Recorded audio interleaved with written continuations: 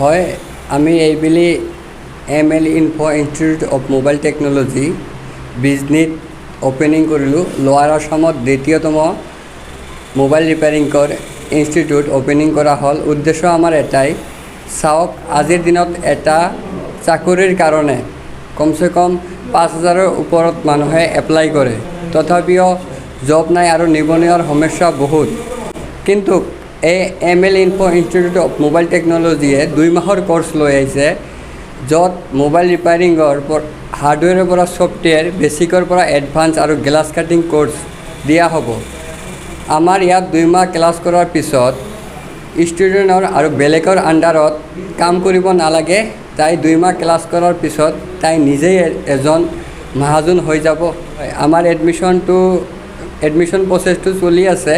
অহা 1 তাৰিখৰ পৰা আমাৰ ক্লাছটো ষ্টাৰ্ট হ'ব আৰু এডমিশ্যনৰ ফিজ 2 মাহত 25,000। ML info institute of mobile technology, Bijni state bank নিয়াৰ বাই মাৰুতি লজৰ অপজিটত স্থাপন কৰা হৈছে। হয়, আমাৰ টিচাৰটো বাহিৰৰ পৰা আহিব, দিল্লীৰ পৰা আহিব আৰু এটা টিচাৰ গুৱাহাটীৰ পৰা আহিব। সিহঁতৰ 10 বছৰৰ এক্সপিৰিয়েঞ্চ এটা আছে। আমাৰ ইয়াত 2 মাহ ট্ৰেইনিং লোৱাৰ পিছত ষ্টুডেণ্টহঁতক এখন ভেলুৱেবল চাৰ্টিফিকেট দিয়া হ'ব। সেই চাৰ্টিফিকেটখন লৈ দোকান দিব পাৰিব আৰু দোকান দিয়াৰ পিছত সেই চাৰ্টিফিকেট দেখুৱাৰ পিছত কোনেও কুৱেশ্যন কৰিব নোৱাৰিব। আমাৰ চাৰ্টিফিকেটখন ভেলুৱেবল চাৰ্টিফিকেট হ'ব। আমাৰ ক্লাছ 2টা বেচ হ'ব। এটা বেচ 9টাৰ পৰা 12টালৈকে হ'ব আৰু এটা বেচ 3টাৰ পৰা 6টালৈকে হ'ব।